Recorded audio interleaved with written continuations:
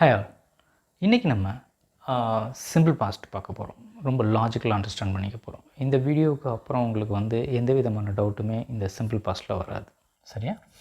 அதுக்கு முன்னாடி இப்போ தான் நீங்கள் நம்ம சேனலை ஃபஸ்ட்டு தடவை பார்க்குறீங்க அப்படின்னா சப்ஸ்கிரைப் பண்ணிக்கோங்க.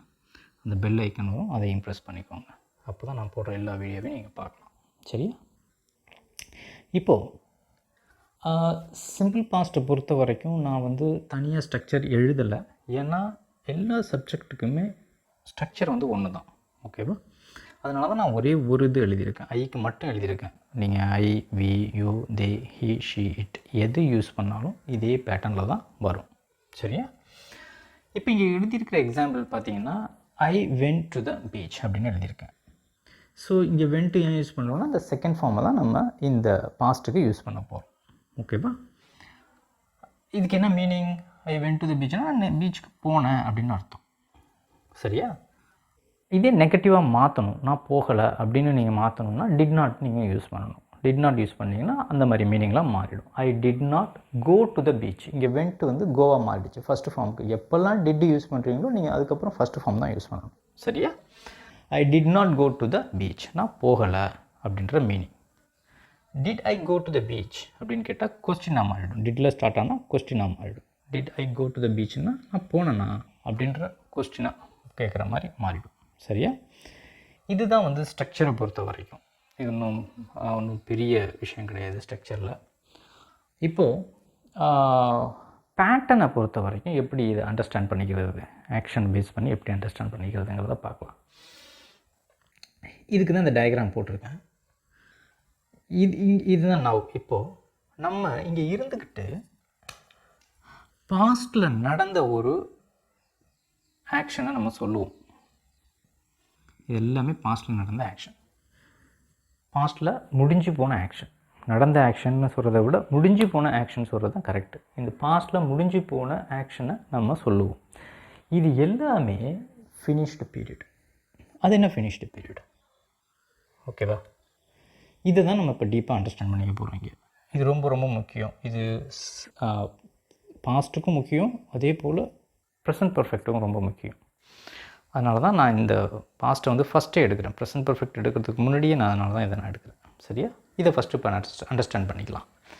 இப்போ 2 செக்ஷன் இருக்குது. ஒன்று ஃபினிஷ்டு பீரியட்னு இருக்குது, இன்னொன்று அன்ஃபினிஷ்டு பீரியட்னு இருக்குது. இப்போ இந்த ஃபினிஷ்டு பீரியடில் பார்த்தீங்கன்னா yesterday, last week, last month, last year அப்படின்னு இருக்குது. இது எல்லாமே முடிஞ்சு போன பீரியட்.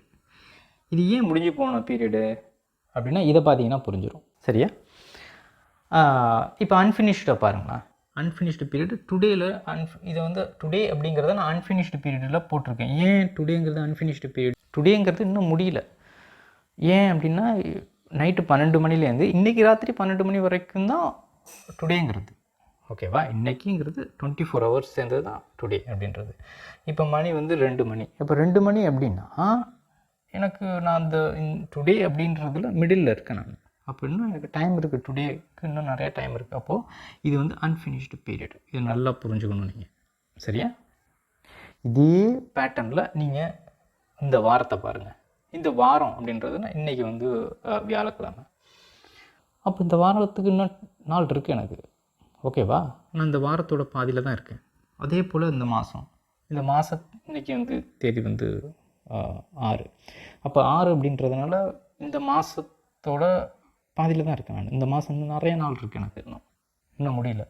அப்போ இது அன்ஃபினிஷ்டு பீரியட் தான். அதே போல் வருஷம், இந்த வருஷம் நவம்பர் நடந்துகிட்ருக்கு. அப்போ இன்னும் இந்த வருஷம் இன்னும் முடியல எனக்கு. சரியா?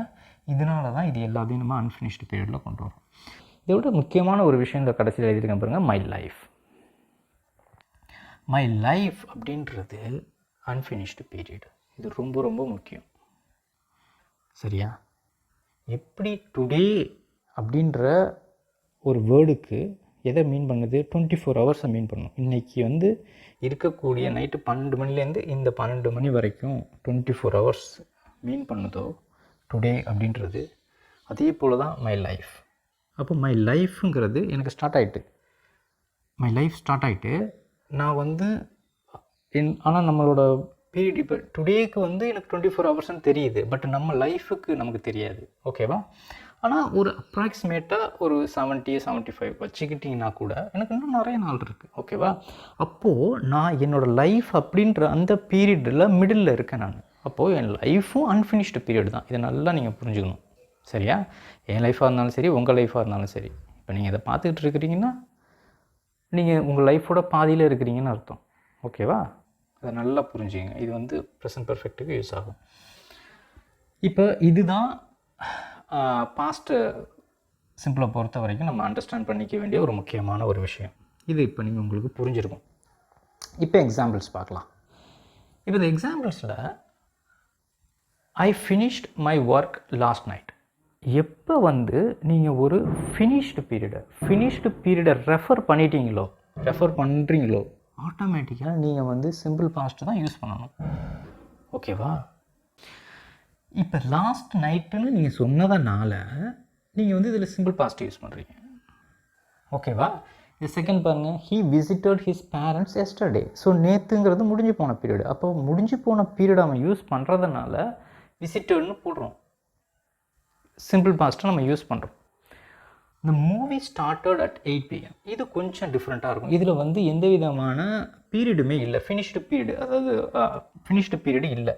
இருந்தாலும் இதை நம்ம வந்து பாஸ்ட்டில் சொல்கிறோம். ரீசன் என்ன அப்படின்னா, இப்போது 8 மணிக்கு வந்து நான் இதை வந்து சொல்கிறேன். 8 மணிக்கு மூவி ஸ்டார்ட் ஆனிச்சுன்னு சொல்கிறேன்னா, இப்போ நான் வந்து 8 மணிக்கு மேலே தான் நான் அந்த அந்த வார்த்தையை யூஸ் பண்ண முடியும். இது நல்லா புரிஞ்சுக்கணும். ஃபார் எக்ஸாம்பிள், இப்போ நீங்கள் வந்து உங்கள் ஃப்ரெண்டை வந்து ஒரு ஹோட்டலுக்கு வர சொல்லியிருக்கீங்கன்னு வச்சுக்கோங்கண்ணா. நீங்கள் அங்கே 8 மணிக்கு போகிறீங்க, வெயிட் பண்ணுறீங்க. உங்கள் ஃப்ரெண்டு வரல. மணியை பார்க்குறீங்க, மணி 8:30. நீங்கள் உங்கள் ஃப்ரெண்டுக்கு கால் பண்ணுறீங்க. ஓகேவா? அப்போ உங்கள் ஃப்ரெண்டு கேட்குறாப்புல, எத்தனை மணிக்கு நீ வந்தேன்னு கேட்குறாப்புல. நீங்கள் அப்போ மணி 8:30. நீங்கள் எப்போ என்ன சொல்கிறீங்கன்னா, நான் வந்து 8 மணிக்கு வந்தேன் அப்படின்னு சொல்கிறீங்க. அப்போ நீங்கள் இந்த பாஸ்ட்டை யூஸ் பண்ணணும். ஏன்னா முடிஞ்சு போன ஒரு பீரியடு, அது வந்து அதிகமாக கம்மியான பீரியட் தான், 30 minutes தான்.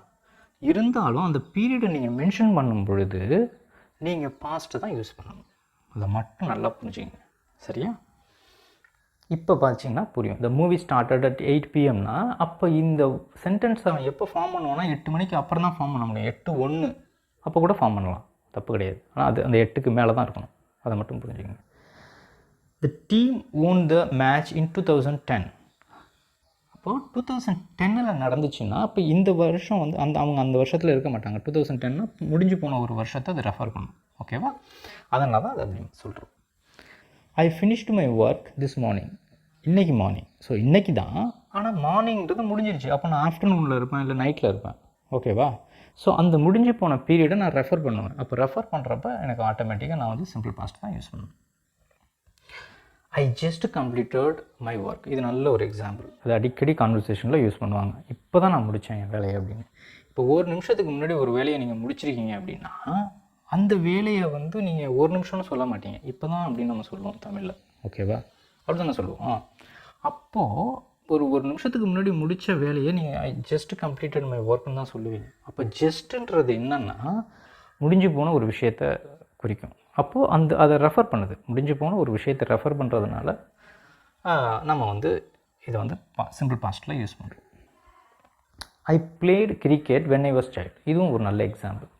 ஐ played cricket when I was child அப்படின்னா இப்போ நான் வந்து சைல்டு கிடையாது, நான் சைல்டாக இருந்தப்போ விளையாடணுன்னு தான் சொல்கிறேன். அப்போது அந்த பீரியடுங்கிறது அந்த காலகட்டம் முடிஞ்சு போன ஒரு காலகட்டம். அதை நான் ரெஃபர் பண்ணுறேன். அதை ரெஃபர் பண்ணுறப்ப ஆட்டோமேட்டிக்காக நான் வந்து சிம்பிள் பாஸ்ட் தான் யூஸ் பண்ணேன். புரியுதா? இப்போ இதில் எல்லாமே பார்த்தீங்கன்னா அவங்க வந்து ஸ்ட்ரெயிட் ஃபார்வர்டாக எஸ்டர்டே, லாஸ்ட் வீக் இப்படி தான் சொல்லுவாங்கன்ற மீனிங் கிடையாது. அப்படிலாம் கிடையாது. அந்த சென்டென்ஸில் நீங்கள் முடிஞ்சு போன ஒரு பீரியடை ரெஃபர் பண்ணினாங்கன்னா டைரெக்டாகவோ இன்டைரக்டாகவோ நம்ம வந்து சிம்பிள் பாஸ்ட் தான் யூஸ் பண்ணணும். இதை மட்டும் நல்லா புரிஞ்சுங்க. சரியா? இப்போ ஓரளவு உங்களுக்கு வந்து சிம்பிள் பாஸ்ட் புரிஞ்சிருக்கும்னு நினைக்கிறேன். கமெண்ட்ஸில் சொல்லுங்கள். இந்த வீடியோவை லைக் பண்ணுங்கள். உங்களுக்கு பிடிச்சிருந்துச்சுன்னா நிறைய பேருக்கு ஷேர் பண்ணுங்கள், எல்லோரும் தெரிஞ்சுக்கட்டும். நம்ம இன்னொரு வீடியோவில் பார்க்கலாம். இதுக்கு முன்னாடி நான் பிரெயின் எக்ஸசைஸ் தனியாக போடுறேன். ஓகேவா? பிரெயின் எக்ஸசைஸ் வீடியோ தனியாக போடுறேன், அதை பாருங்கள். அதில் நிறையா எக்ஸாம்பிள்ஸ் கொடுக்குறேன். கொடுத்தீங்கன்னா தான் உங்கள் பிரெயினுக்கு நல்லா புரிய வரும். சரியா? அதில் பார்க்கலாம். சரி அடுத்த வீடியோ.